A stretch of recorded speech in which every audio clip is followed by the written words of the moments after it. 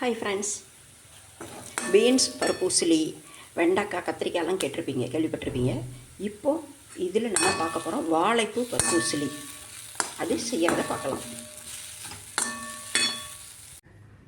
Hi friends, இந்த பதிவில் நம்ம வாழைப்பூ பருப்பூசலி செய்கிறத பற்றி பார்க்கலாம். இந்த வாழைப்பூ பருப்பூசலி எப்படி பண்ணலான்னா, முதல்ல இந்த வாழைப்பூவை எடுத்துகிட்டு அதில் உள்ள தோலியெல்லாம் எடுத்து வைக்கணும். இதில் இருக்கிற மாதிரி தோலியெல்லாம் நம்ம உரிச்சிடணும். உரிச்சிட்டு அந்த உள்ளே உள்ள ஒவ்வொரு பிளேஸ்லேயும் ஒரு கல்லன்னு சொல்லுவாங்க, அது பெயர் திருடன், அந்த நடுவாக இருக்கிற அதை மட்டும் எடுத்து போட்டுறணும்.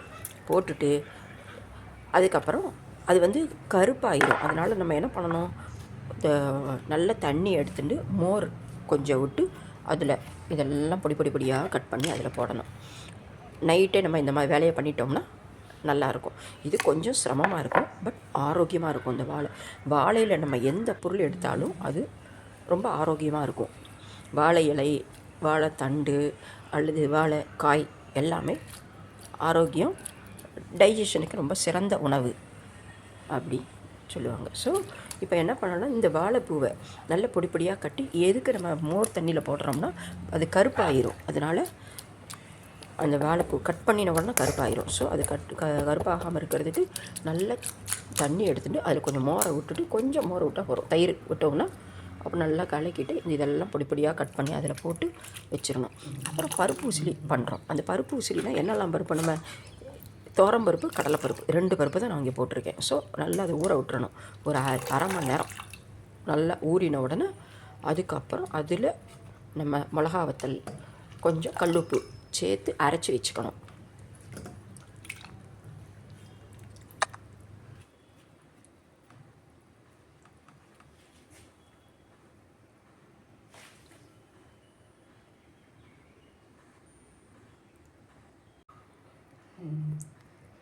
இது மாதிரி இந்த வாழைப்பூவை எடுத்து வச்சு இதை வேக வச்சிடணும்.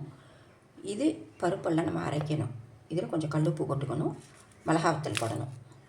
ஒரு 2 மிளகாத்தூள் போட்டால் போதும். நல்லா அரைச்சி வச்சுக்கணும். இதுலேயும் மஞ்சப்பொடி, கல்லுப்பு, அந்த வாழைப்பூ நம்ம சீவி வச்சு அந்த வாழைப்பூவை வச்சுக்கணும். இதை மாதிரி அரைச்சி வச்சுக்கணும். தண்ணி விடாமல், கொஞ்சம் ரொம்ப நைஸ் ஆகாமல் ஒன்றா அரைச்சி வச்சுக்கணும்.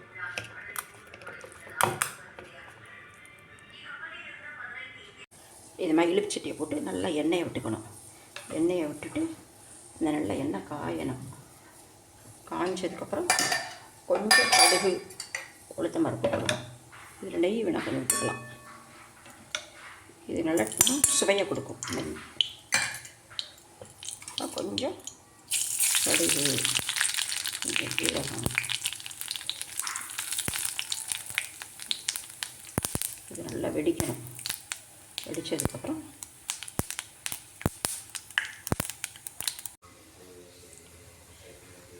இது மாதிரி கடுகு நல்லா வெடித்ததுக்கப்புறம் உளுத்தம்பருப்பு, கடலைப்பருப்பு அது போட்டுட்டு இது கொஞ்சம் செவக்கணும். கொஞ்சம் செவந்ததுக்கப்புறம் நம்ம இங்கே வச்சுருக்கிற இதையும் போடணும். இந்த அரைச்சி பருப்பு ஊற வச்சோம் இல்லையா, அதை அரைச்சி வச்ச விழுது. இதில் கொஞ்சம் பச்சை மிளகா, கருவேப்பிலை பொடியாக கட் பண்ணி போட்டிருக்கு. இதை தூக்கி இதில் போட்டுருக்கோம். நம்ம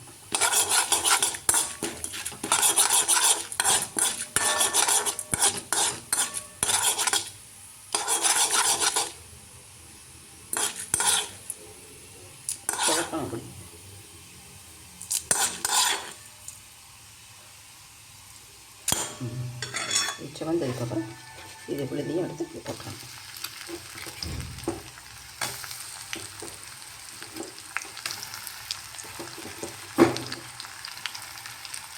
அரைச்ச விழுதையும் நல்லா போட்டோம். இதாகும்.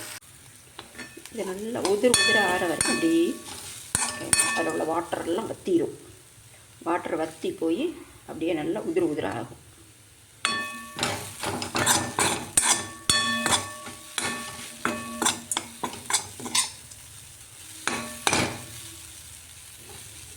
துளி கூட வாட்டர் இருக்காது.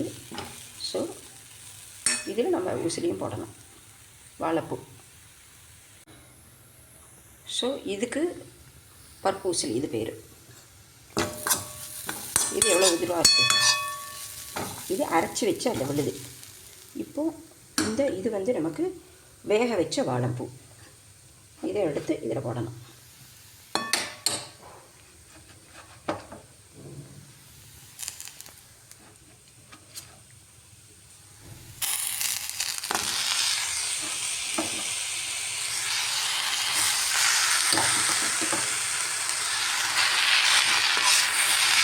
இதில் நமக்கு வாட்டர் இல்லாமல் வச்சுருக்கோம்.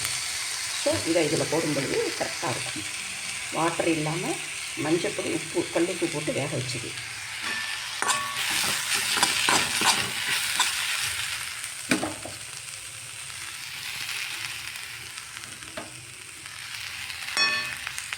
கொஞ்சம் உப்பு தேவைப்பட்டாலும் கொஞ்சம் சால்ட்டு போட்டுக்கலாம், தேவைக்கு ஏற்ற மாதிரி.